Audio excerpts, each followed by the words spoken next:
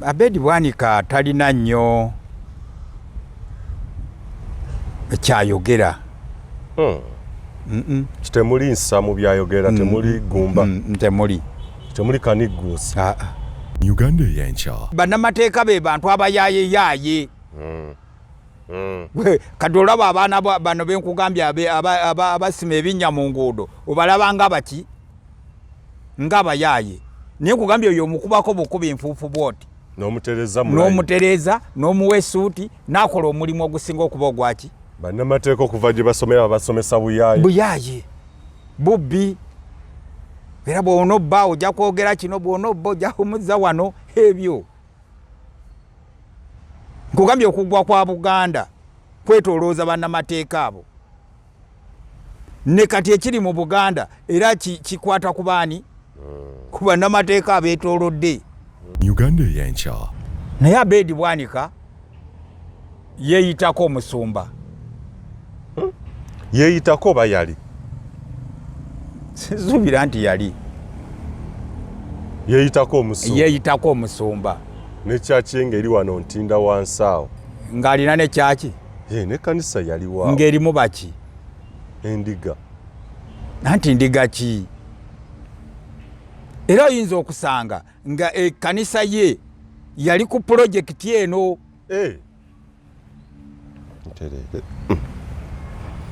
Nga yali ku pulojekiti eno. Kati Ewedde-Basasulwa ateekwa kutubuulira walema kukola accountability. UgandaEyenkya. Tabanga Ewedde-Basasulwa muli wa bisiyaga mu Uganda ng'agezaako kumatiza baana ba Uganda kwetaba mu muzoogwo. Omusumba Ewedde-Basasulwa musumba si musumba. Anti nkugambye byali badde ateekwa okukola nga memba wa parliament, ng'omuntu omukulu mu ggwanga. Nuupu gwe yafuula omuntu omukulu muki? Omuntu okubeera honorable. Yes. Nuupu yekimukola ki? Yekimuwa. Kiyalikoze kugenda ku poliisi kuloopa bali ba bisiyaga bali mu Nuupu nga yeeyambisa etteeka. UgandaEyenkya. Nze ndowooza Ewedde-Basasulwa tumutegere butegeezi nti pulojekiti ye yeeno gy'ayagala okusiba ku bano, naye ng'akola omulimu mulungi ku ludda luno. Olaba ziba okali omu ku balikozi bewagambye abaawamba. Yes. UgandaEyenkya. Ewedde-Basasulwa yavudde mu paalamenti n'ava ne ku poliisi n'ajja agula empewo za CBS. Buli lwa mukaaga CBS n'emuwa omuki? Abeera ku leediyo y'omu Bulange ng'alasana. Ng'akubaganya ebirowoozo. Honorable Member of Parliament. Weesiimye mwattu oli wa mukisa okukira abalala. Omugugu gw'ebizibu by'ettaka gukutikuddwa Brand Property Services Limited ku lw'ettaka eritaliiko nkaayana. Ennyumba eziwedde okuzimbibwa wamu n'ez'okupangisa, apartments ez'okupangisa wamu n'okugula mu mawanga ag'enjawulo okuli Uganda, Kenya, Bungereza, Dubai, America wamu ne Canada. Okuddaabiriza ennyumba oba ebizimbe byo, property management n'abasaveya abakugu abataakufere. Twekwate ku nsonga zonna ezeekuusa ku by'ettaka nga kw'otadde n'okugobera ku kyapa kyo. Kati pazo y'eby'ettaka ebadde kukaluubiriza egonjoddwa bw'okwataganye naffe. Tukubire ku noti 703 824 noti 79 oba noti 773 26 58 noti, oba otusange ku MT House omwaliiro ogusooka room 5 ewazana ku Entebbe Road okuliraana ekizimbe kya Muguluma Empire. Tukyalireko ne ku website yaffe www.brandpro.co.ug. Brand Pro Property Services Limited, tutuukiriza birooto.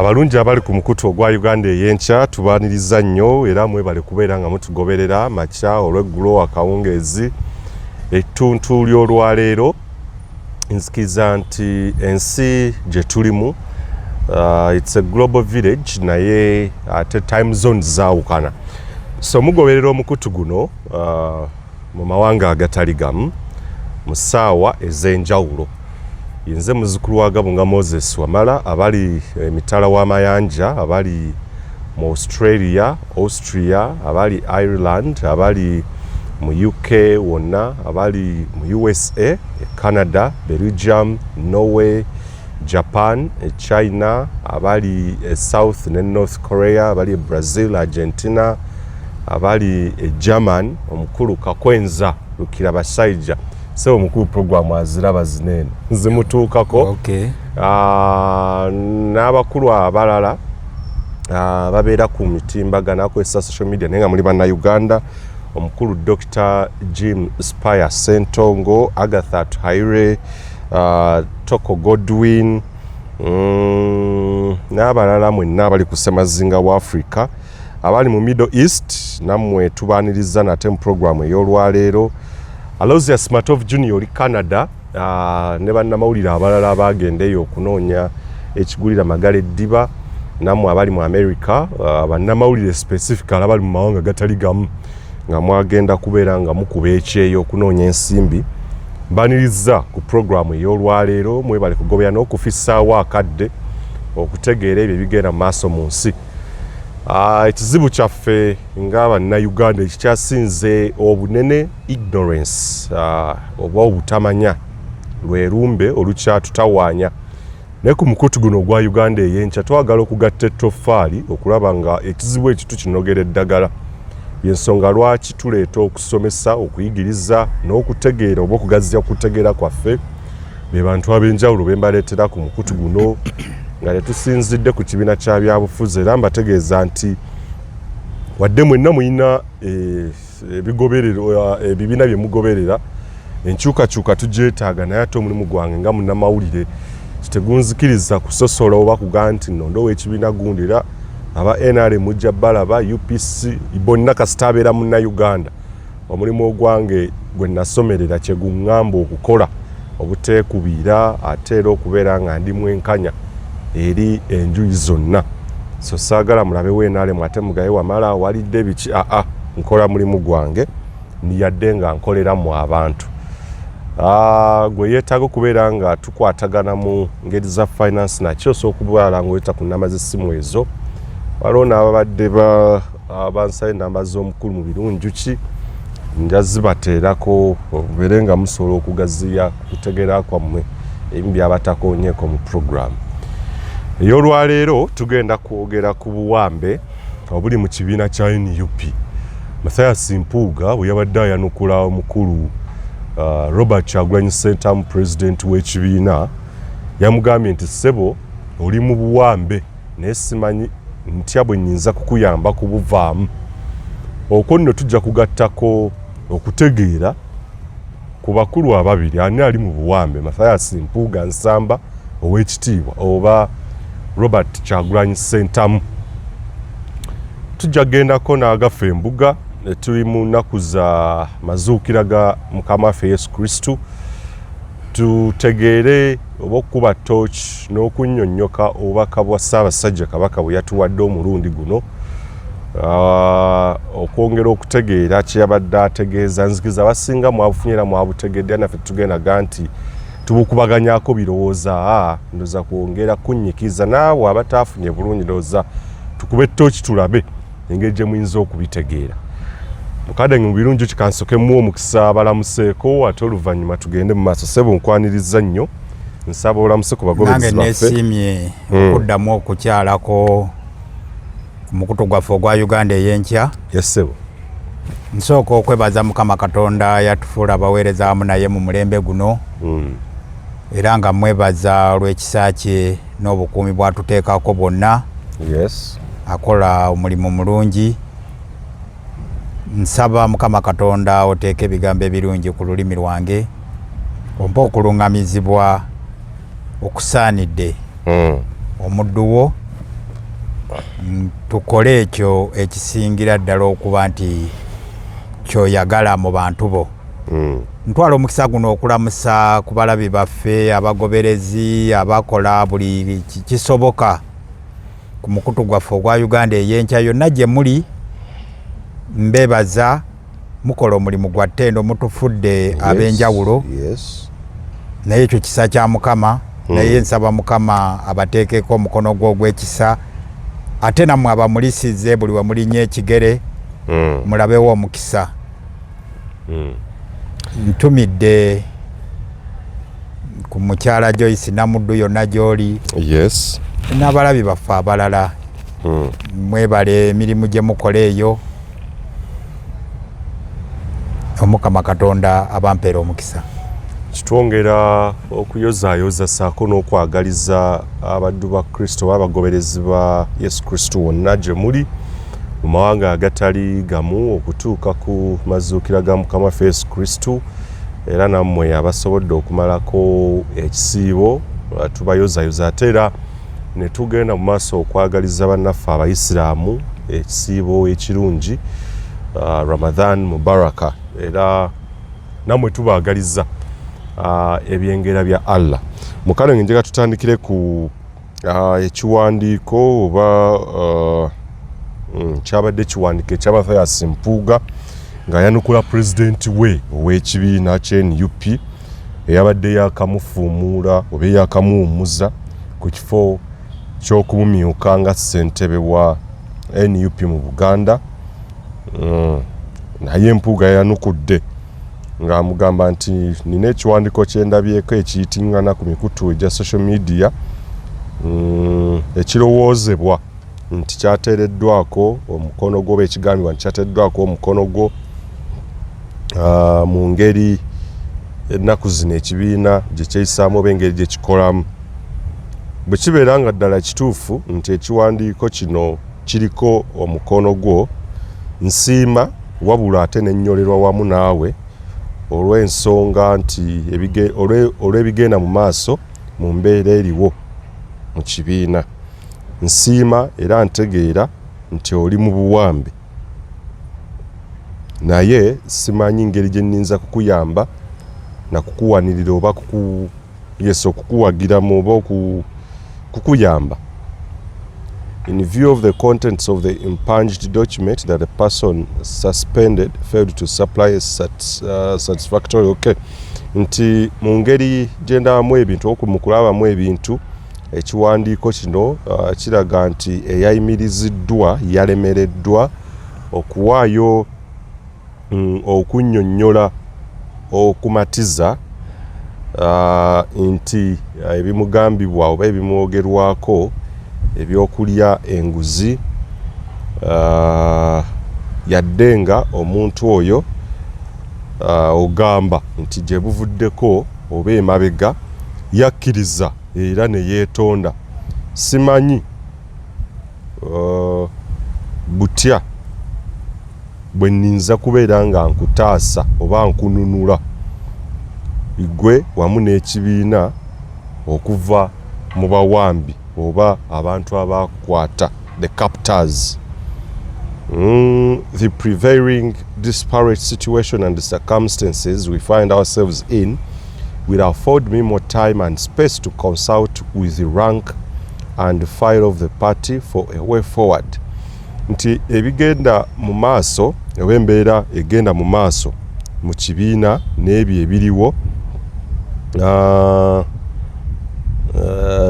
bye twesanzeemu ffenna bijja kumpaliriza, bijja kumpa akaseera akanene oba akaseera akalala n'obudde okwongera okwebuuza ku bantu abatali bamu saako n'okulaba kiki kye tuyinza okuzzaako.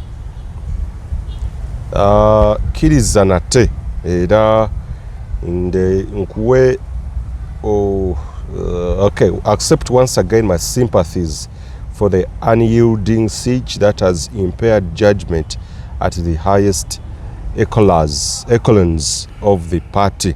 Nzikiriza nate ntuuse eri okunyolwa kwange yes gy'oli olwa obuwambe bw'olimu saako n'okusalawo kwokola okutayamba kibiina oba okubbika ekibiina. Nsigadde ze Mathias Mpuuga. I remain at your service and that of the party and the country. Nti ngenda maaso okubeerawo okusigala nga mpeereza ekibiina naawe kennyini saako n'eggwanga. Nasaako mukono Mathias Mpuuga, Commissioner wa Parliament.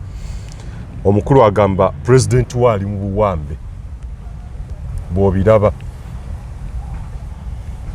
Okay. Nze ndowooza kantandike bwe nti tubadde tukubaganya ebirowoozo ndowooza olunaku lw'eggulo ne twogera ku kikolwa kya pulezidenti wa NUP.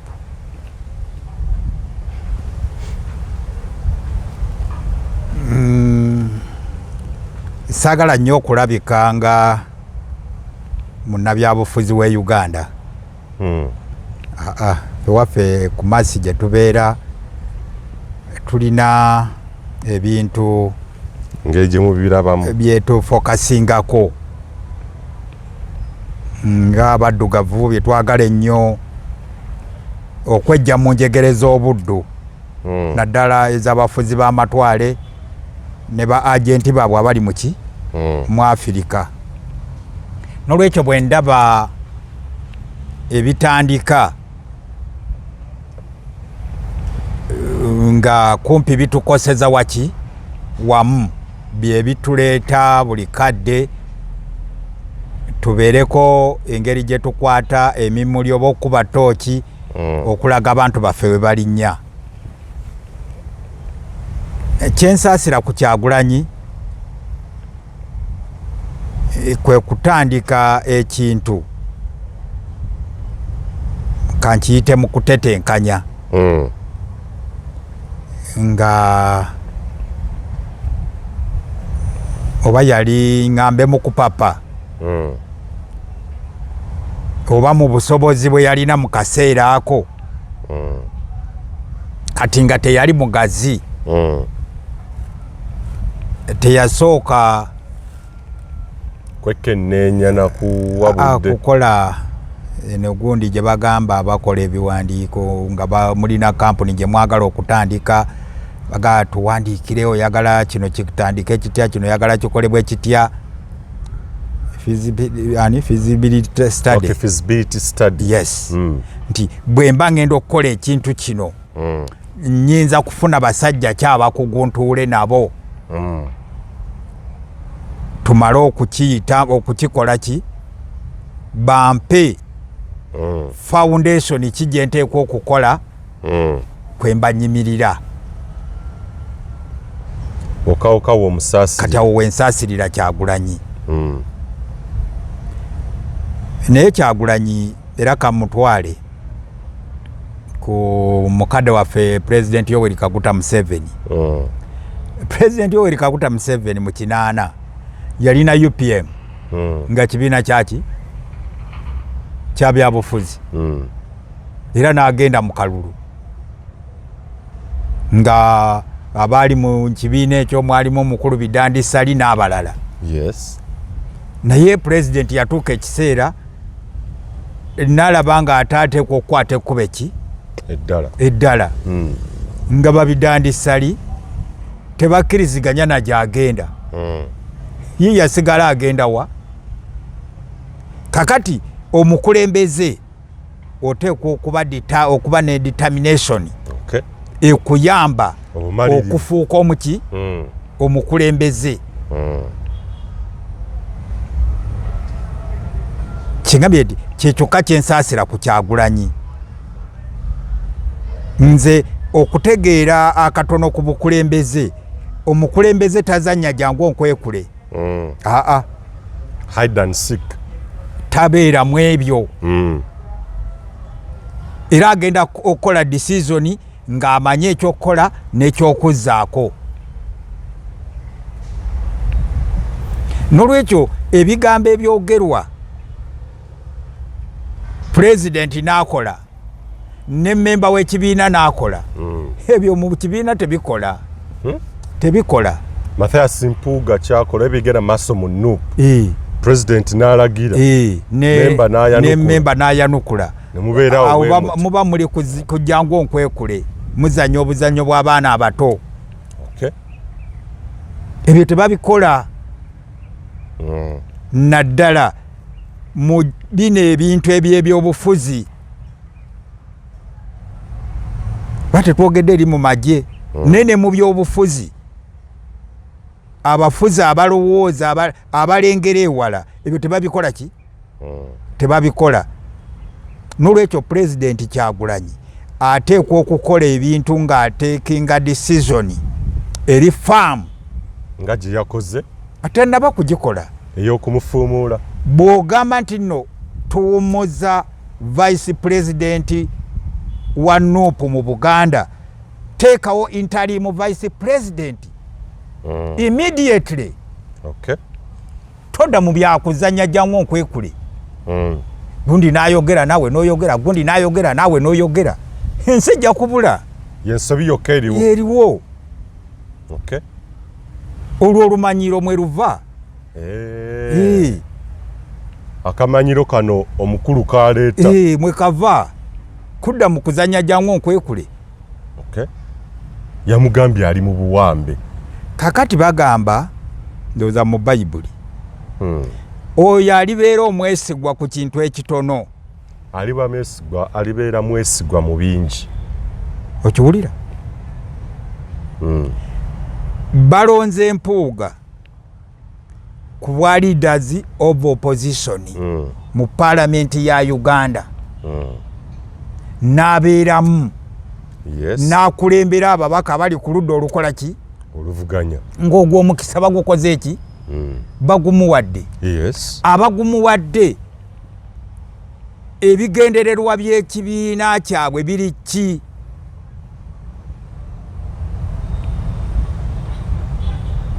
Kulwanyisa bukenuzi, kulwanyisa nkozesa mbi ya ssente za ggwanga ez'obawi b'omusolo, kukwata bubi bintu bya ggwanga, kunyigiriza bantu. Nga buvunaanyizibwa bwe ye nga leaders of opposition ali mu kitongole ky'eggwanga ekiteeka amateeka era ekikyekinga gavumenti.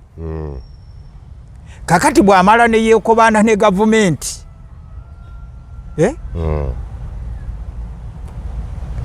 n'afaanana ng'emmese ezizosanga mu ddiiro nga zizannya ne kapa oba zosanga mu kasonda nga zeebase waki wamu naye ng'emmese ekulaga kapa mulabe waki mulabe waayo ne n'osanga ng'emmese yeebase wali ne kapa yeebase wano. Ogenda okubandulawo oluggi nga zisala dansi. Oyinza okugamba kano si kamese kaana ka kapa. Kyekugambye bwe nannyini nju oba omukulu mu nju eyo oteekwa okuteekinga decision eri farm to bring back the house in order. Nolwekyo kyensaba aba NUP kye balina okuyamba pulezidenti waabwe kiri kimu. Bwe wabangawo decision eteekingiddwa implementingibwe immediately. Interim president olaba ani mu kibiina mu bukulembeze bw'alina?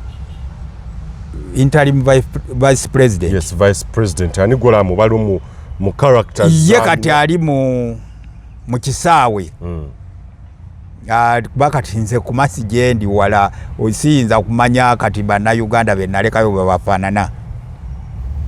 Naye ndowooza nti abadde ne organize alina eyakunga alina foot soldiers asobola okumanya kada ky'omutuufu mu organize ezo. Sagala na kuleeta bano bantu bano nti ate oli member wa parliament ate tumuwe wano funa bakada abaana abasobola okukola emirimu abali ku grassroots tufune kada ofune kada muleete omuteeke mu kifo ekyo asobola okwewola ku baana abava mu DP block baani waliyo abaana eyo abanoopu mu bitundu nga mwana mulungi so ne bwafuna face impeje twalitamanyi okay omuleete omuteekewo nga interim ekibiina bwe kinaatuula kironde yes gundi eri is it neck oba sek olw'okubona alina ebyokuddamu addeko wabbali bwe babanga kyeboogera kyebaagala okulabako bwe babanga nuupu baagala okugizimba ng'erina future ekyo kyekiteekwa okubaawo. Tugende ku statement za Mpuuga zagamba nti omukulu ali mu Buwambe. Statement eyo nnene nnyo. Yes. Ali mu Buwambe. Ali mu Buwambe. Kyagulanyi. Era kwe kulaba nga ali mu kuzannya jjangu nkwekule. Ng'asobola okukola bino byonna. Kuba ali mu buki? Mu Buwambe. Buwambe bwani ani yamuwamba? Ye kennyini Mpuuga. Ne gurupu ye. So mukulu akyogeza bana abasajja bajja bali strategic. Okay. Okozesa ono bo bamusuule bo bafuuke kyakola ki sakyogeza ina facts amanyi naye olw'okuba nti okutegeera kwe kutono okwani okwa Mr. Mpuuga tamanyi ngeri gye bakwatamu nsonga. Omusajja omuyivu, musajja ali articulate. Simanyi buyivu bwe na bwa articulate bwe. Omanyi bagamba musajja nga asensula ensonga nga ayogere. Tuli balabira ku biki? Ku bikolwa byabwe. Abaki? Abantu. Nakugambye aliba omwesigwa mukatono ku katono alibeera mwesigwa mu bingi kati bw'oba obadde mwesigwa ku kana tobadde mwesigwa ku kantu akatono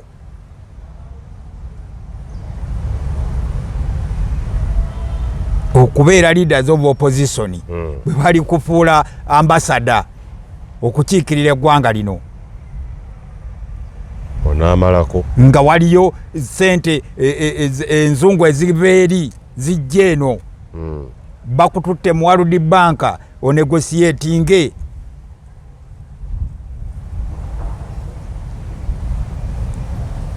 mu World Bank waliyo embeera eza bwe tuba tubawa kino naffe tutwalako kino oliyimirira n'olwanirira eggwanga lyo oba olisooka kulowooza ku lubuto lwo kale tukkirize bano tubawe $5,000,000 tugambe nti tubawadde $2,200,000 ng'endala zisigadde ate bannansi be bagenda ozisasula okiraba? Yes. Kati ekigezo ekisooka yakigudde teyeetaaga kwongera kigezo kiki kyakubiri neneeyisa ye tekyamusobozesa kusemberera pulezidenti wa nuupu Mpuuga eneeyisa ye yokka ye tekyamusobozesa ate okusemberera ekibiina ofisi z'ekibiina oba nakyo tekiyinza okuba tekikyamusobozesa olwakino kye yakoze kitagwande kuddamu kusemberera ati kubanze byenjogerako fene ku maasi gye tuli ne mu nsi endala ze tutunuulidde kankuwe Conservative Party mu Bungereza boogera bwogezi ku minisita owa Conservative Party oba owa Labour Party nti alina ensobi gyakoze eki gyakoze nga tebannayogera na bigambo 10 abayalekulidde dda Yes. Banji abalekulidde. Ekisooka ekyo kiyamba nti bwe ndiba n'omwana baddemu bamutunuulire. Oba oli awo nange banaamanya nakola enki ensobi ne bansonyiwa. Yes. Kyekibafuula oba kyekifuula amawanga ag'abazungu nti tegalina bizibu nga gano ga Banana Republic. So Mpuuga okulemerawo n'akola bino byonna yanukula akola ki? Olumanyiro olwo. Bitatana n'ekifaananyi ky'abaana oba omukululo gwe. Okujjako nga Mpuuga alina we yatuula mu press conference alina ebbaluwa gye yawandiika egamba nti Kyagulanyi si president wa Nuupu. Kali awo bino asobola obikola. Ne bw'aba amanyi nti ye president wa Nuupu ng'era ali mu parliament nga member waki wa Nuupu ateekwa okurespectinga president wa Nuupu. Okiwulidde? Sebweto bwentegeera. Sabali kumasi mubiraba nti kineno. Eno mu Uganda muli mu muzannyo. Kyovola banga abantu mu bibiina by'obufuzi bamalaaya. Ava mu kya CP n'agenda mu FDC n'agenda mu kya DP n'agenda mu kya UPC n'agenda mu kya Nuupu n'atuuka mu kya Nuupu n'atandika okujooga nga tewali kimukolebwako. Omukulu alina obuvumu n'okukkiriza nti ddala kituufu be baamuwamba. Gurupu ya Mpuuga nga bamulonze okubeera leaders of opposition agamba nsobola okuwamba president ono tutandike omuwamba. Era gurupu nnene gyali naki gyali nayo. Gurupu eno yajja nayo mu kibiina. Osotuwa kumanya gaabwe be yajja nawo. Kati tunuulira Sseggona, tunuulira Nambooze, tunuulira Ewedde-Bwanika, tunuulira Muwanga Kivumbi. Era bonna kumpi essaawa eno okuleka Betty Nambooze yekka yaliko wabbali. Ate naye abalabubazi ali strategic. Ani Joyce baagala bwe bali. Kuba yawukana akulaga omukulu yakoze kikyamu yagamba Mpuuga yakoze kikyamu Nambooze yakulaga akyali ku nnono ya kibiina era talina gwawolereza. Era bayinza okukutega akanyeebwa bwe kwata wano gwe naawe kwata wano. Kuba bano be badayihati bakiriki Nambooze, Sseggona ne Mpuuga. Kyekiri kyotandikireko n'ogamba nti omunyolerwako kintu kimu Kyagulanyi kyekintu kino yakitandika nga takoze due diligence feasibility study n'abantu bagenda okukolagana nabo. Yensonga lwaki ali mu buwambi. Kati bano ne bamuwamba. Olukwe luno lutandikirawo olw'okuwamba Kyagulanyi oba lutandika ddi? Bintu byabwe bizibuzibu.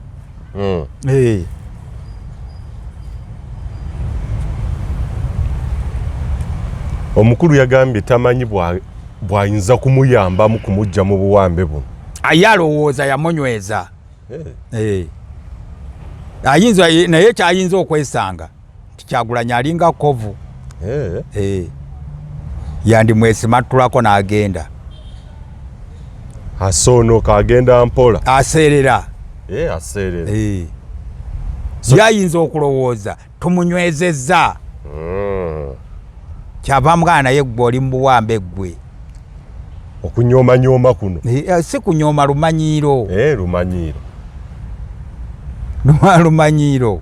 Ekwanalabye omukulu akozesa omukutu gwe ogwa X oba ogwa Twitter amuterawo ebiwandiiko mu nnimi ez'enjawulo mu Lunyankole, mu Luluwo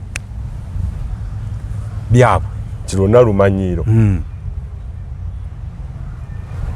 Manyi ene waffe ku Masi tulina akagero k'enfudu. Oli batugamba bw'osanganga enfudu ku kasolya k'enju naye n'oddamu n'ogisanga wansi ng'etambula toyimiriranga kulozoolera na kugyewuunya nti enfudu eno nga nzibu. kuba enfudu amagulu gaayo maki mampi tesobola kwerinyisa ku kasolya kanju mu kiseera kye kimu ne yeejayo n'etambulira wa n'olwekyo ogibuuza nga bubuuza gwe nfudu gwe mukama wo yaani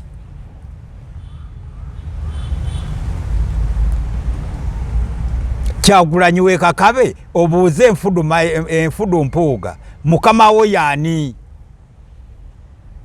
toddaawo Kyagulanyi kuddaawo kutunuulira akafudu nga kali ku kasolya k'enju kali wansi ku ttaka katambula akabuuze mukama wo yaani tekasobola kwerinyisa kasolya ne kejjayo kitegeeza waliwo akazanyisa akakwata n'akateekayo n'akajjayo n'akateekawa yes wansi mu abamu abalina Empuuga boogambye byajja nabo abamutadde mu Buwumbi oba abawamba ekibiina ndowooza omu nabet nambo ze twamwogerako yadde tukyalinayo program gye tulina okwongerako ndowooza tusooke tukwate ku Ssegono no then tudde ku Abedi Bwanika. Ssegono akoze rolu ki okulaba nga banywereza Kyagulanyi mu Buwumbi? Akulaga ye munnamateeka omututumufu mu kibiina musajja ow'amaanyi musajja muyivu naye ayinza okuba tasobola kugayidinga oba kyakola akikolera ku ludda luli olwa guruupu yes erina gyekola ki erina gyeraga era erowooza ono tumaze omukola ki omukozesa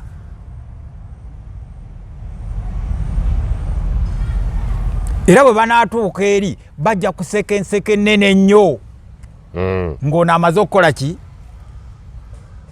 okugwa kakati Pulezidenti General wa Nuupu n'abalala bo balina ekiro mu bwongo bwabwe ekintu ekirowooza babano bezimba bulungi oba babazimba bulungi nga tebanna batwala eri yes babambaza ebitiibwa bonna babitiibwa kati bw'otunuulira abantu ab'ebitiibwa bw'otunuulira abantu nga bannamateeka ate na kino Kyagulanyi kankimuwe n'abamemba ba Nuupu abo bannabyabufuzi b'e Uganda mwewale nnyo abantu bemuteeka mu by'obufuzi nga bannamateeka mwewale nnyo abantu bemuteeka mu by'obufuzi nga bannamateeka badde manyi yandibadde added advantage oba strength baferia lawyers yes ofuna omwana ng'abadde asima binnya mu luguudo okujja mu kifo ky'obukulembeze n'omuleeta kuba y'okubako mukube nti nfuufu ebyobufuzi biva ku mbeera omuntu gy'ayitamu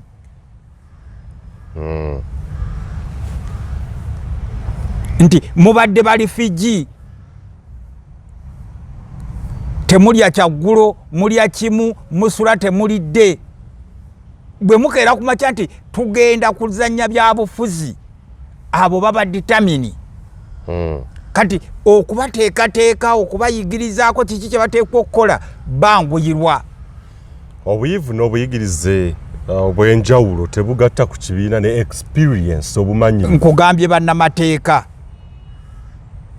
era ekitadde Buganda mu bizibu byerimu olwaleero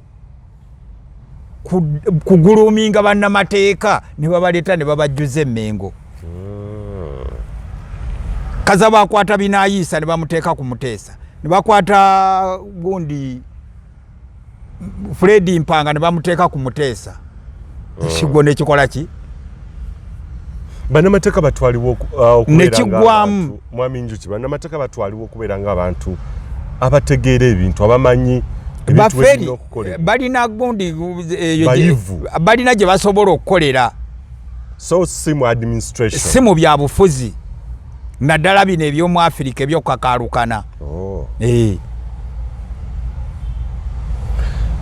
bannamateeka be bantu abayaaye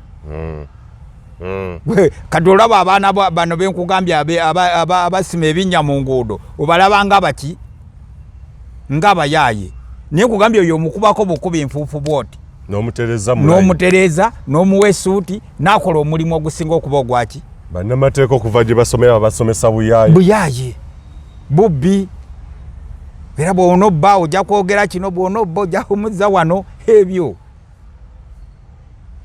nkugambye okugwa kwa Buganda kwetolooza bannamateeka abo ne kati ekiri mu Buganda era kikwata ku baani ku bannamateeka abeetoolodde kwegamba obubbi bwonna obugenda mu maaso mu Buganda ekuba bw'oyogera bw'otandika okumenya abali emmengo tiimu yonna ojja kulaba ejjudde baani bannamateeka naye ng'emitwe mikalu bidomu bigundi biŋaaŋaali munnamateeka ye muntu akukakasa nti omuntu tannabbako naye ng'akitegeera mu bwongo bwe nti era akugamba ngenda kuwolereza buno omusango tugenda kuguwangula naye nga amanyi nti bagenda kuwangula so bayaaye naturally bayaaye atuula ne looya munne ne badiiringa bwe banaakuwangula ng'ate yafunye omusaala gwe kati ye Sseggona bw'ombuuza ate yatudde ku ntebe ennene era abakulu bwe bayingira ne bayimirira okuyimba oluyimba lw'ekibiina kyabwe pulezidenti bw'akyuka bw'ati n'atunula nagaye munnamateeka ndi kumpi oba Mwami Kyagulanyi yayagala okufuna ku bantu abalina embavu abadde ne experience abalina ndooza face figure simanyi ekumasito birabo otyo cause bwebanga nakatandika ekintu neta bamwami enjuki neta abantu bannabyabufuzi mu byobufuzi tetuteekamu nnyo bannamateeka mu nsendale kumasi eggana si bwe mubikola bannabyabufuzi baba bapolitician nga bamanyi ekyokukola lawyers or advocates don't make good politicians badduka ne bekweka badduka ne babuzaabuza basala enkwe bakola ki ne bano baba bagoba wali gye tulaga mulwekyo Kyagulanyi noonya interim vice president omuteekewo atandikirewo okukola emiki emirimu eyo debate ya Mpuuga giggalewo tugende ku birala singa mbadde nti no ndi memba wa NUP naali mugambye ekintu kimu toddamu gwe pulezidenti kukubaganya birowoozo na Mpuuga ekyo kizibu twakimaze kyawedde tugende ku birala ekibiina kiteekwa okgenda mu maaso ekibiina kitwale ng'eggwanga singa obadde pulezidenti wa ggwanga nga muli ne vice president wo muli mu katembo oyo jangu nkwekule mwewandiikira ebbaluwa muli mu kwekwana twagala tusooke tumalirize kino ekyaki mulyake mubbi wooviiriddeyo okwogera eri eggwanga gwe nga pulezidenti olina evidence olina ne decision z'ogenda okuwa full stop ekyebbaluwa gyeya anti omukulu abadde yeeremezaawo number 1 anti ekyo yabadde ateekwa okikola nti eri yali ayogera ng'ali mu commissiona mu parliament kati kino kirala ekyokuba vice president ow'ekibiina mu kitundu ekyo kati yabadde asembako era kyakyaliko kati alonde interim president vice president emirimu gitambule Kyagulanyi ava atya mu buwambe buno ateekwa okuba ng'ekkova ateekwa okuseerera tugende ku Ewedde-Basasulwa accusations mpitirivu zaateekawo omuli n'okugamba nti alina ebibuuzo bingi number 1 ebya accountability ensimbi ezimu gye ziva ekyokubinaga nti ekibiina kyayingirirwa oba kyawambibwa naye agamba obuwambe bwe balimu obw'abasiyazi ebigambo bya Ewedde-Basasulwa kozze obigoberera sinakindi neneeyisaayo okuviira ddala akalulu nga kaakaggwa aka 2021 n'okutuusa wano olwaleero obyogerako ki Ewedde-Basasulwa talina nnyo kyayogera Temuli nsa mu byayogera, temuli gumba, temuli kaniguusa. Kuba Ewedde-Bwanika kyayogera kyempuliddeko ku CBS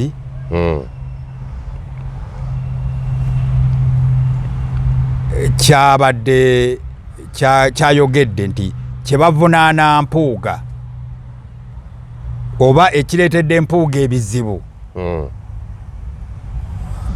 be bantu abali mu kibiina kya Nuupu aba katugambe abali b'ebisiyaga ne be batambula nabo. Yes. Nolwekyo Mpuuga atakkiririza mu bintu ebyo bano abali mu Nuupu kyebava bamuteekako omusango.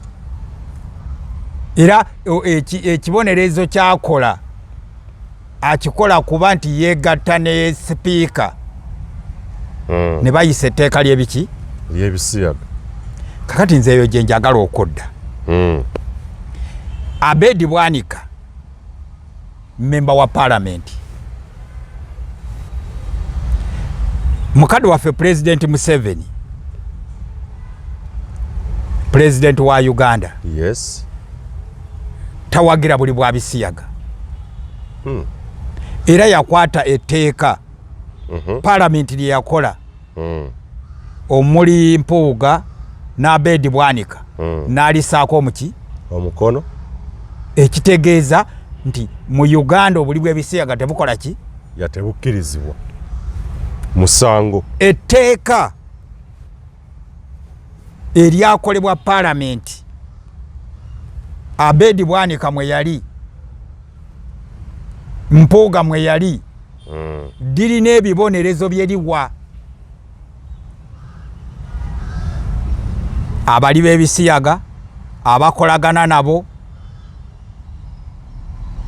nabo bakola ki? Etteeka liri mu bulambulukufu. Ewedde-Bwanika memba wa National Unity Platform. Yes. Erimu abali baki b'ebisiyaga naye nga memba waki NUP w'ekibiina ate nga memba wa parliament eyakola ki etteeka president lye yasaako omuki omukono. Ndowooza Ewedde-Bwanika ng'omuntu omugunjufu bwe kiba yali eyambisizza etteeka liri n'agenda ku poliisi n'ayiroopa abali mu National Unity Platform abali baki b'ebisiyaga, abali mu National Unity Platform abakolagana nabaki n'abasiyazi, abali mu National Unity Platform abakozesa sente z'abaki z'abasiyazi. Kyekyokka.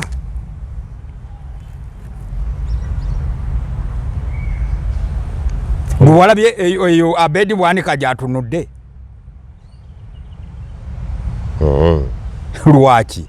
Ayagala bamunnyonnyola ekibiina, ayagala ekibiina kimunnyonnyola. Ewedde-Bwanika President General wa Nuupu kankiddemu yamuwa kaadi agenda akiikirire Nuupu mu parliament.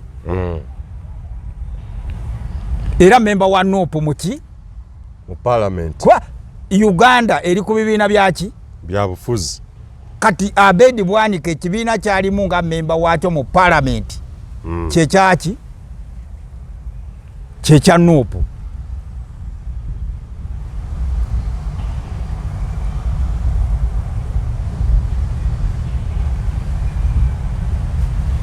Omuli w'ebisiyaga yamuwa kaadi agende muki bwe batuuka mu parliament ne bakola etteeka eriwakanya obuli bwaki bw'ebisiyaga.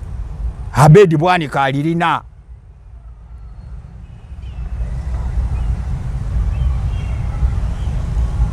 President Museveni eyateeka ku tteeka erigaana ebisiyaga mu Uganda omukono alina mukazi we Janet Kataha Museveni n'abaana baabwe.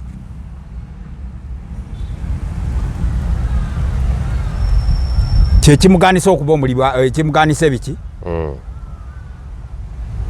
Kyagulanyi Ssentamu president wa Nuupu eyawa Ewedde-Basasulwa kadi agende mu parliament gye yasanga ekiteeso ekiwera ebisiyaga mu Uganda alina mukazi we Bobi n'abaana be Kyagulanyi ki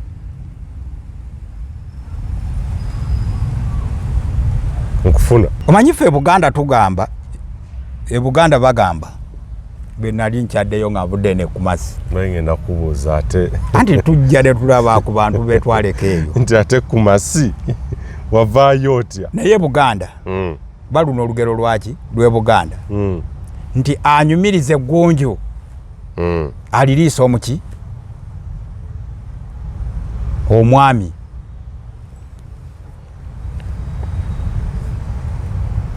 oba analiisa omwami eggunju alirya alibebera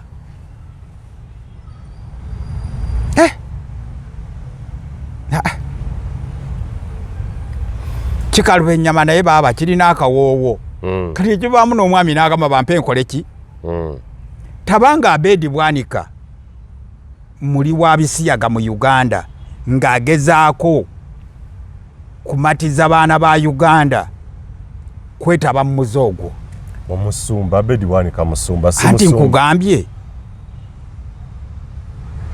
byali badde ateekwa okukola nga memba wa parliament ng'omuntu omukulu mu ggwanga Nuupu gwe yafuula omuntu omukulu muki omuntu okubeera honorable yes Nuupu yekimukola ki yekimuwa kiyalikoze kugenda ku poliisi kuloopa bali babisiyaga bali mu Nuupu nga yeeyambisa etteeka president liyasaako muki omukono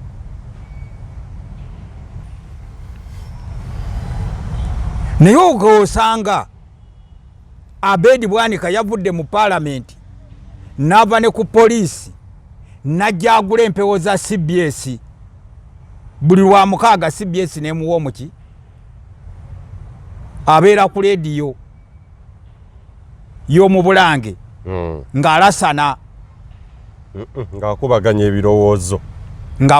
ebirowoozo honorable member of parliament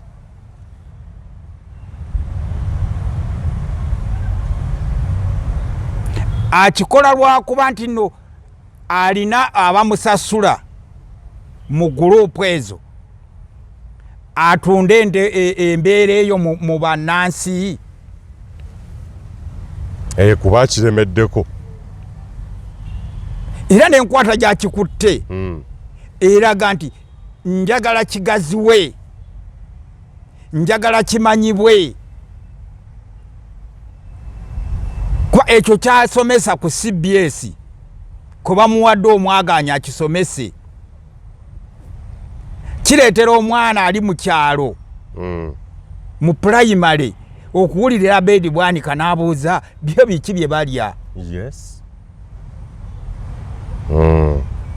era Bwanika n'akunnyonnyola awo y'omusajja n'ono bafumbo kati omwana akuze takimanyi n'akiyigira kwani kwa Ewedde-Basasulwa so Ewedde-Basasulwa bwe yali badde ayagala kiziyiza yalikozeseza etteeka liri lye baayisa n'akozesa n'omukisa Nuupu gwe yamuwa ogenda mu parliament n'agenda ku poliisi naga ono n'ono be baagala okwonoona eggwanga poliisi nejja nebakola ki nebakwata ekirungi nti agenda okuwa obujulizi ali munda mu Nuupu ate mukukunavu agenza okujja okwogera nga buli likodi agikola ki agirina nze ndowooza Ewedde-Basasulwa tumutegere butegeezi nti projekiti ye yeno gyayagala okusiba ku bano naye ng'akola omulimu mulungi ku ludda luno olaba ziba okali omu kubali kozi wagambye abawamba. Yes.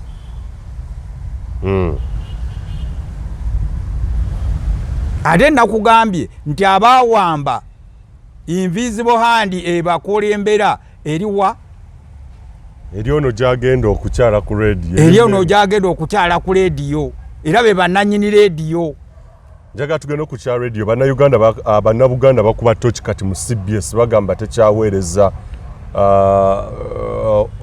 ya specific program parliament yaffe baga eringe yatutedde babulirwa mukage leta bedi bwanika nnyonnyole ebisiyaga ebiri mu nuupu.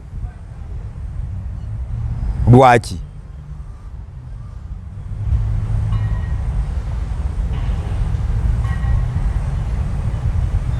omusango oguvunaanibwa Mpuuga kuwakanya biki bisiyaga ndozana nti amongo kyebaddeko mu Bukedeya ne president n'amuwagira. So kati bano bonna basongebwamu n'okukozesa obubi office n'obubbi beekwasa bisiyaga bali awo. Engendo ze babadde bagendamu mu Bulaaya bo babadde bagenda kukola ki? Babadde babeera ne baani? N'ekirala nze kyemmanyi Bedi Bwanika agambye nti tagenze mu Amerika mu biseera bino lwa kibiina kya nuupu kumulebolinga nga alwanyisa ebiki ebisiyaga. Naye Bedi Bwanika yeeyitako omusumba. Yeeyitako oba yali? Sinzubira nti yali. Yeeyitako omusumba. Ne kyaki ngeri wano ntinda wansi awo. Ng'alina ne kyaki? Ne kanisa yali waawo. Ng'erimu baki? Endiga. Nanti ndiga ki? Era oyinza okusanga nga kanisa ye yali ku project eno.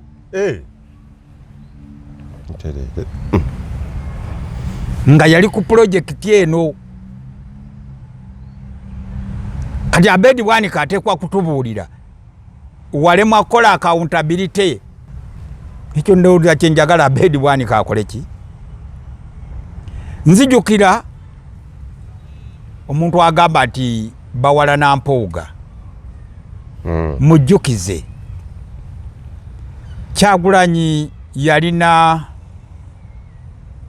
olukuŋŋaana mu European Union. Yes. Olukuŋŋaana olwo lwatuula Belgium. Ewali ekitebe kyaki kya European Union. Ndowooza baalina ensonga ze boogerako ku kuwambibwa kw'abantu n'ensonga za democracy. Yes. Nsubira Kyagulanyi yaliyo. Naye yayagala bagende ne Mpuuga oba wabeerewo delegate Mpuuga gye yakulembera eyagenda e Brussels. Kati omuntu gwe bakyawa yagenda atye Brussels. Omuntu gwe bawalana bamwasayininga batya agende Brussels. Ndowooza eyamutwala Brussels yali ayagala kulaga bantu bali be yali nabo nti bano betukola nabo emiki emirimu. Yes. Bamuliddemu buli luki lukwe. Okay. Bano bonna abameetolodde bali bankwe. Nze kyendaba kuba yabagezezzaako okubalaga kyali ne kyayagala bakole bo nga si kye bakola ki nga si kye baagala. Babaawukanya ebigendererwa n'endowooza olwe gurupu zaabwe. Ino gurupu ejja kuwamba. Ino gurupu yeeyagaliza. Kakati banoonya kiki kyonna kye basobola okukola okulaba nti ono tuteekwa omuziika. Bagezaako omuttira mu zzaaliro n'abalema. nga bamugamba abbye ettaka lya kabaka, abbye ettaka lya kabaka. Bwe tunamugamba nti abbye ettaka lya kabaka, abalonzi bamukyawe aleme genda mu palamenti n'akola ki? Kati era bagamba tuteekwa okukolawo embeera emuziika. Kwa ebyo bye boogera bw'ogenda mu byafaayo bya Uganda ebya 62 bye byaliwo ku Beni Kiwanuka ne Mengo, ngera bw'obiraba olwaleero wano mu Buganda.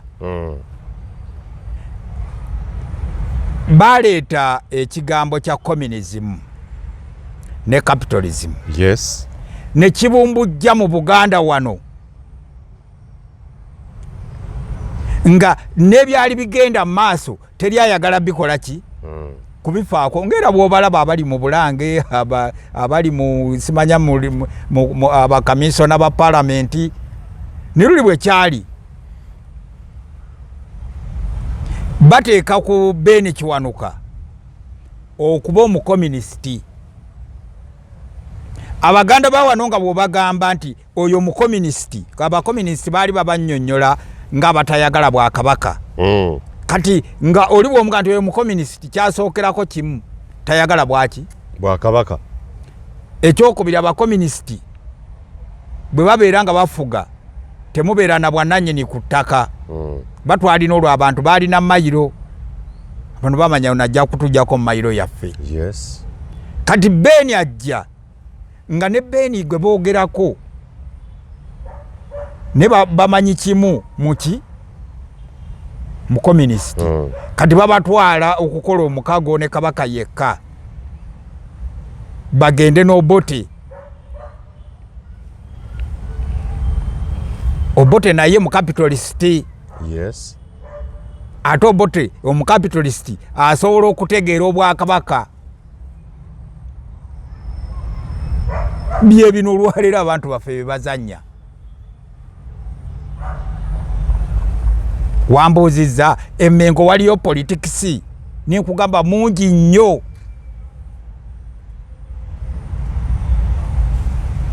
Abakulu batulaga ate nga w'abantu abakibogwe mu kutegeera ebyobufuzi. Nga w'abantu abakibogwe mu kutegeera ebyobufuzi.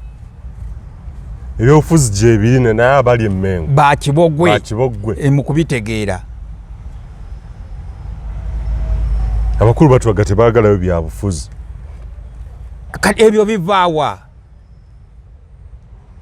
Nkugambye Ewedde-Basasulwa bamuleeta ku CBS. N'ayogera. Era lwaki bamuleeta? Okuuma kiriki yaabwe ekola omulimu omuki? Omulungi. Bo be bateekwa okubeera basseggwanga wano. Abantu bonna bye bakola bateekwa kubeera nga wano we bawa obuwulize mu kizimbe ekyo. Aye tulaba baagala okuteekawo ekintu ekirala. Ebintu byaffe bye tukoze bayinza okututaataaganya. Yes. Bwe mulimu ogukola ki? Okugenda mu maaso. Okugenda mu maaso. Oguleesa ebyo byonna. Ne bwe kuba kwetaaga kuleeta guyinja gunene gukuba Kyagulanyi bajja kuguleeta bagumusuuleko. Okutaasa ebintu byabwe. Okutaasa ekyo.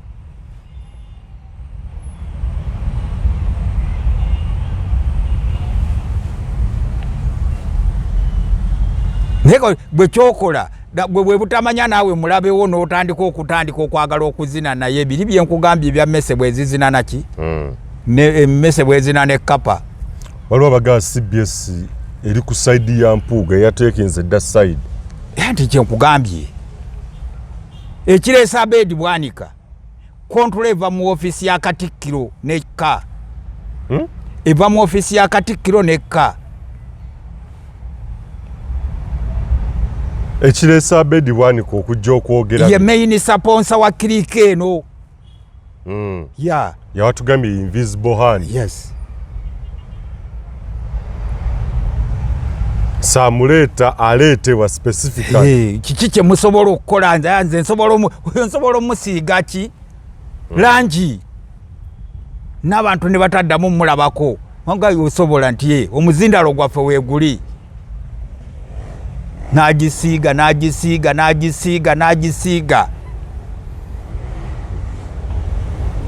Kati ffe eri okumaasi ne tutunula ne tuwuliriza obutambi ne tutunula onalebo ate ayinza ate okuba ku ddaala bwe riti. Abedi bwanika nawe leka kuswaza kintu kyaho nalebo. Kolanga onalebo bwe yalikoze buuza baho nalebo mu nsi bakola batya. Tebakola ebyo byakyana kito. Bikolebwa bwana buto. Buwandulira banne waabwe amalusu. Sajja abakulu bakolanga abakulu. Bedi bwanika ojja kuswala. So bino byonna bye tulaba biwagiddwa Katikkiro Charles Peter Mayiga. Yes. Ye mastermind waki? Wa script eyo. Bitula ebikolebwa kati ku CBS, BBS byonna bikibwe bityo. Ono omwana nibwe kuba kufa ateekwa okukola ki? Nibwe kuba kufa abo basala ente. Kyagulanyi ne bwe kuba kufa abo basala ente. Naye atawo ng'obo basusiza nnyo, ng'obo bagize nnyo. Ani abagize? Bali balabira ku bikolwa byabwe. Kati omwana abakoze eki? Ebintu abikwata. Mpuuga vaayo nnyonnyole miliyoni 5 abantu bakole ki? Bategeere kintu kiri simple kyetaaga bino byonna.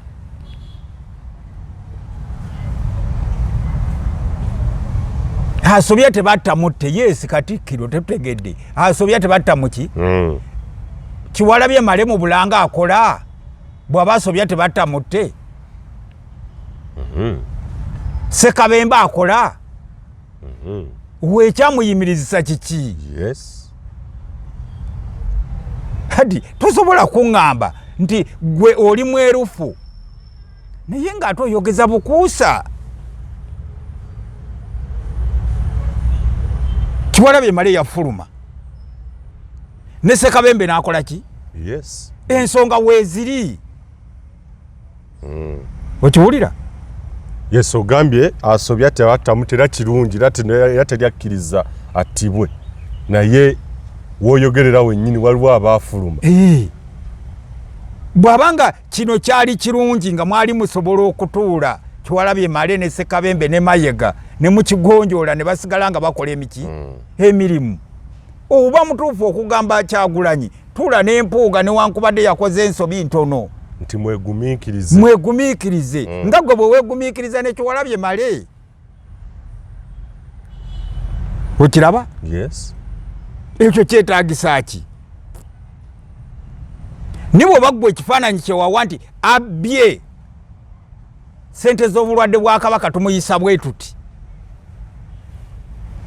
Atabbye sente z'omuwi w'omusolo wa Uganda tumuyise tutya.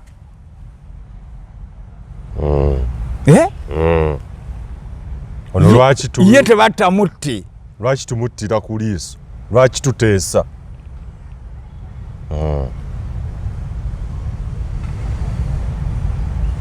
Njagala kulabula Kyagulanyi. N'oyo Ssenyonyi mulabule. Ebyo by'okuzina ne Kapa nga muli mmese mu bijeewo. Bano bafuumule balina kubejjirako ddala. Mukole ebyo bye muteekwa okukola. Tuli mu struggle tubeere mu ki? Mu struggle. Kyekiseera bannambooze baseggona atawulira nga struggle tagisobola akole ebirala. Okiwulira? Mujja kutisa abaana b'abantu. Eno mulina Kapa ze mutambula naki? Akajja obunaku keemanye ejjanzi teribuuka naki? Nanzige. Enzige Kyagulanyi zireke zigende. Gwe ejjanzi kola by'oteeka okukola ng'ejjanzi. Tusembye obubaka bwa Beene obw'amazuukira yagambye nti twebaza Katonda okutusobozesaawo okutuuka ku mazuukira ga Mukama waffe Yesu Kristo ag'omwaka 2024. Tukulisa bannaffe abeenyigidde mu kwegayirira nga basiiba. Tusaba Omukama abawe empeera mu kwegayirira kwammwe. Twongere okusabira abantu baffe abali mu bwetaavu naddala olw'embeera y'ebyenfuna eyeekanamye mu ggwanga. Essomo eritujjukizibwa bulijjo nga tukuza amazuukira ye Peetero okwegaana Yesu ne Yuda okulya olukwe mu Yesu.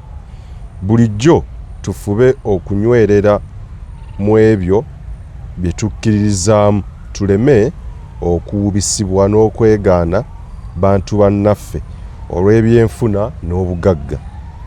Tusse ekitiibwa mu ndagaano ze tukola bulijjo nga teziri mu buwandiike wadde okubeera n'omujulizi, wabula okwesigaŋŋana ng'abantu. Ensonga eno nkulu nnyo eri abakulembeze baffe ne bannabyabufuzi naddala nga tujjukira omukwano n'obwetoowaze obweyolekera mu kubonaabona n'okuzuukira kwa Yesu Kristo. Waliwo okugenda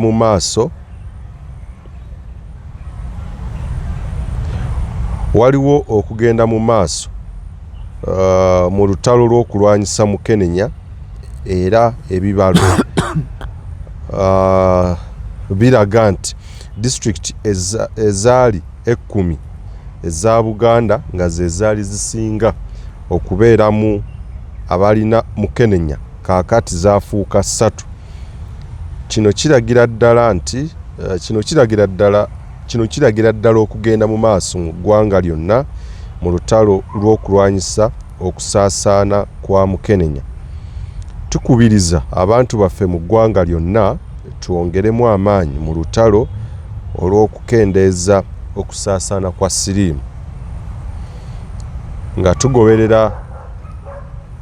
tugoberera omulamwa gw'emisinde gy'amazaalibwa ogw'omwaka guno.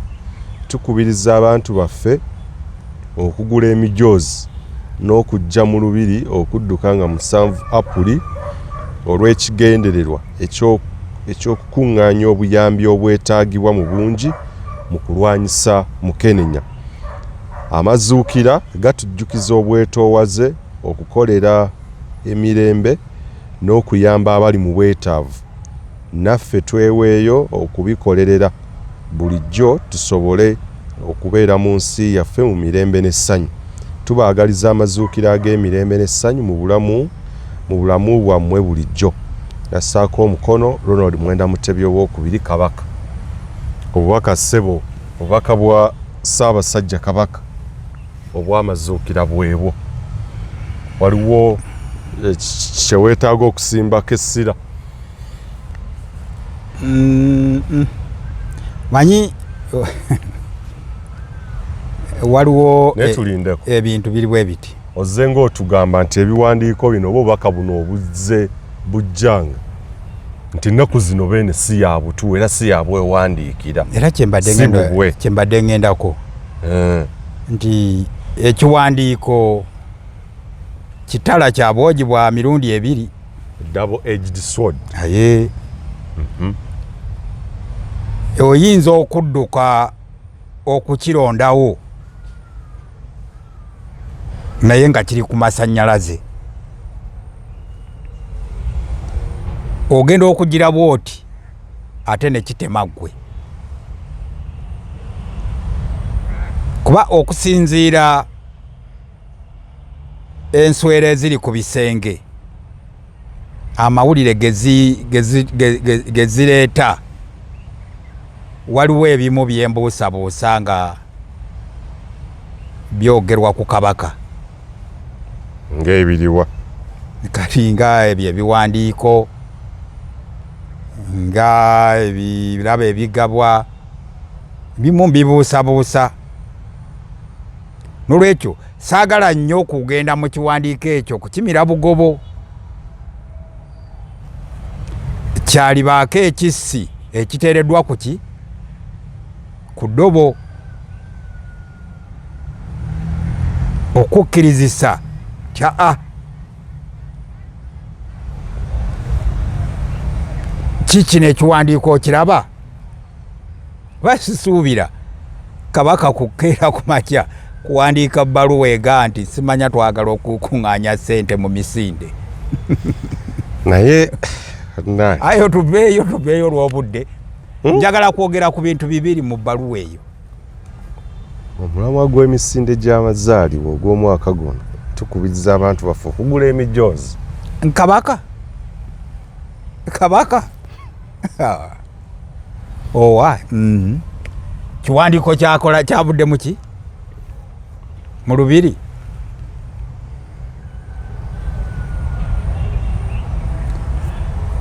Kati ekirala ekirimu ekikulu ennyo kyekya Peetero. Essomo eritujjukizibwa nga bulijjo tukuza amazaalibwa ye Peetero okwegaana Yesu ne Yuda okulya olukwe mu Yesu.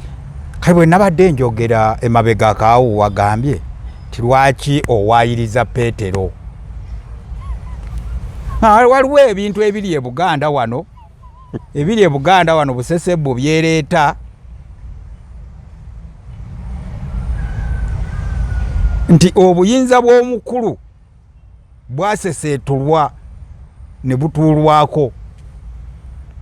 Oyogeredde mu ngero obuyinza bw'omukulu mukulu ki? Obuyinza bwa kabaka bwaseseetulwa ne butuulwako. Nogaa naye enjuki osala ebigambo.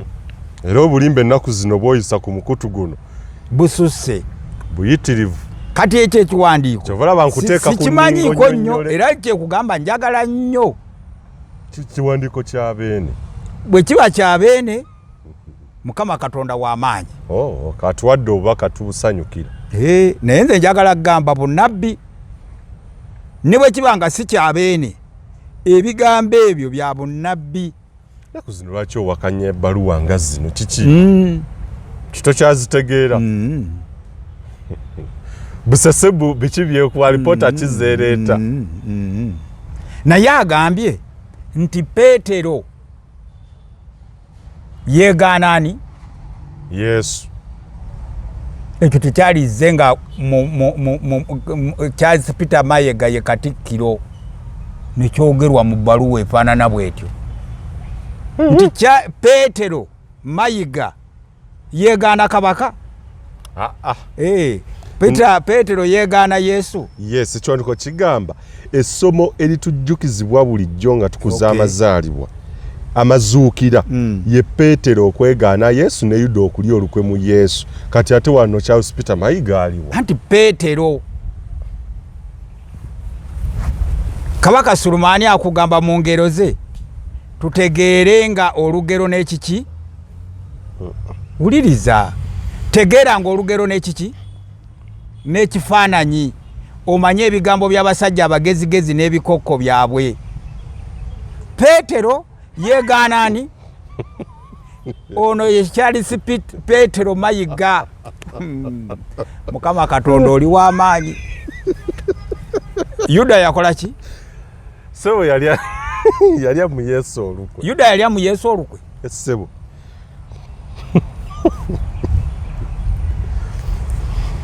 Waliwo ebbaluwa eyawandiikirwa omukubiriza w'olukiiko lwa Buganda Patrick Luwaga Mugumbule ng'emugamba twagala okumanya ebigambo ebyogerwa ku minisita eyagobwa nti yabba ssente z'obulwadde bwani bwa kabaka.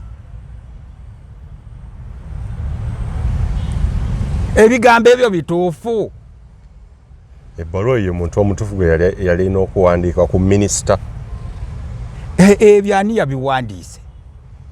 Bino yabiwandiise Ssaabasajja. Waliwo Yesu eyalya mu Yesu, Yuda eyalya mu Yesu oluki? Olukwe bibino yabiwandiise ssebo. Kiki ekiri e Buganda? Ebbaluwa abeeyo Abaganda kiki ekyo?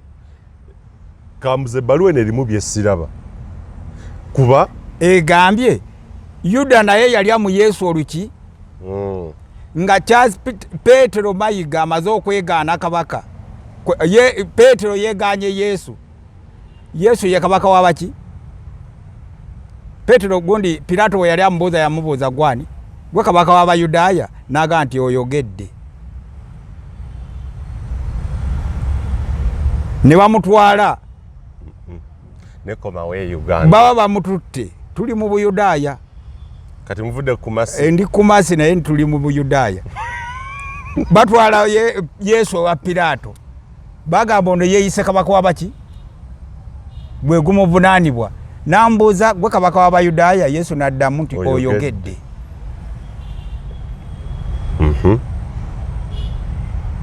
ne bamutwala we bamutwala akawala ne kagamba noono omusajja abadde naye naga sinnabeerako na musajja oyo temunneesibaako ng'ani agamba Petero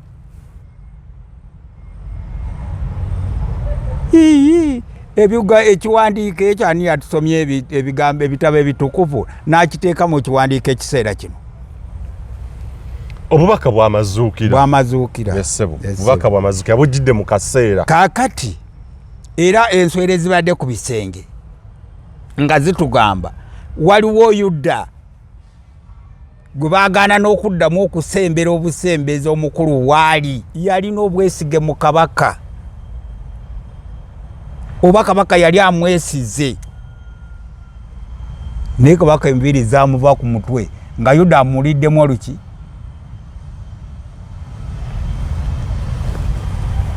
Yuda yaani era Yuda oyo bw'atali we lwagenda kwetuga nga Yuda oli bwe yeetuga mwami Njuki Yuda yaani mbwe yabba esente z'obulwadde kabira kange bakatema lwagulogula akabira kange n'akatema anangoberera akabira kange bakatema lwagulogulo mujje tugende abalungi mwena bakatema lwagulogula akabira kange ali katema alingoberera nakuzino ontabula obwongo tugende mu maaso eyo tuveeyo ku bbaluwa za kabaka kati ekiwandiiko kikakasa nti kya kabaka tuveeyo eyo nze okugambye ebiwandiiko by'ennaku zino sikyabyesiga era mu ekyo ekiwandiiko nesizeemu obunnabbi obukola ki obuzze obunnabbi buno butegeeza ki simanyi siri muvunuzi wa birooto ate bino birooto bino biwandiikiddwa tubisomye nti bamutwale wa Pilato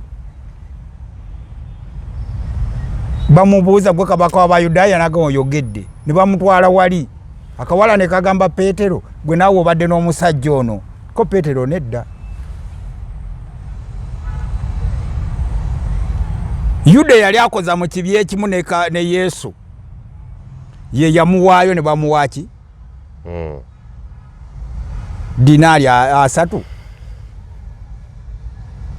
ne zaamutama n'atuuka n'okukola ki bulijjo tufube okunywerera mu ebyo bye tukkiririzaamu tuleme okuwubisibwa n'okwegaana abantu bannaffe olw'ebyenfuna n'obugagga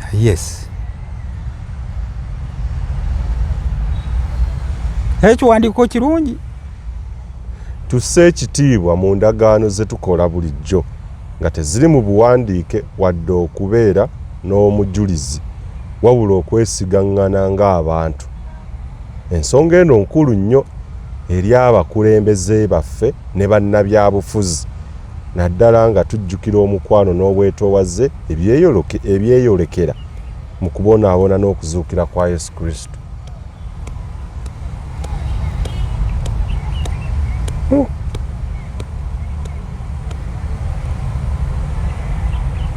Neera ssebo obubaka bujjukiza abantu okugenda mu maaso bagoberere omulamwa gw'emisinde gy'amazaalibwa ogw'omwaka guno. Nkugambye ekiwandiiko ekyo kitala kya bwogi bwa mirundi emeka? bantu bagule emijoozi bagigule okay.